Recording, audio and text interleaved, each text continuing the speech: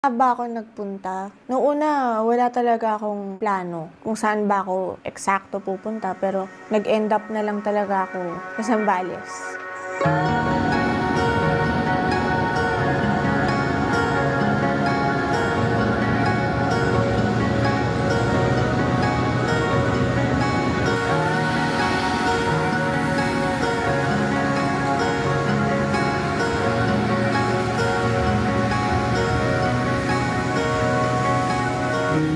I thought it was right, everything that I had inside my mind. Yeah, it felt so good walking next to you. You said you liked me too.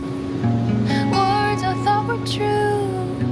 Yeah, it felt so good. Gusto ko lang talaga magdagat. Gusto ko lang ma-reset yung utak ko. Na wala akong makitang ibang tao na kakilala ko. Kasi may mga bagay akong pinagdadaanan na hindi ko na-share sa lahat ng tao. Especially sa reality show na to. Ang dami kong mga bagay na pinili ko na lang sarilihin. Ang ending, nagsiself-destruct ako. Hindi ko maintindihan. Basta ang gulo-gulo ko. Ang gulo-gulo ng utak ko. Gusto ko lang talaga kapayapaan. Wala nang pag-alinlangan. Talagang umalis na lang ako nung nagkaroon ako ng chance para tumakas. Gusto ko lang na kahit sandali, matakasan ko muna lahat eh. Pagdating ko dun sa resort na pinuntahan ko, pagkita ko pa lang ng dagat, nakalma agad ako.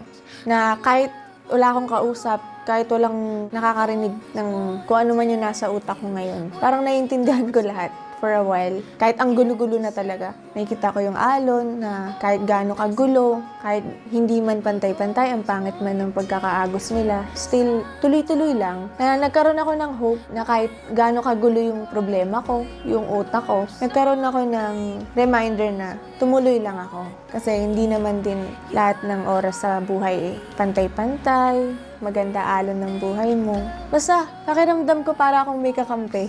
Nature itself. Ganun lang.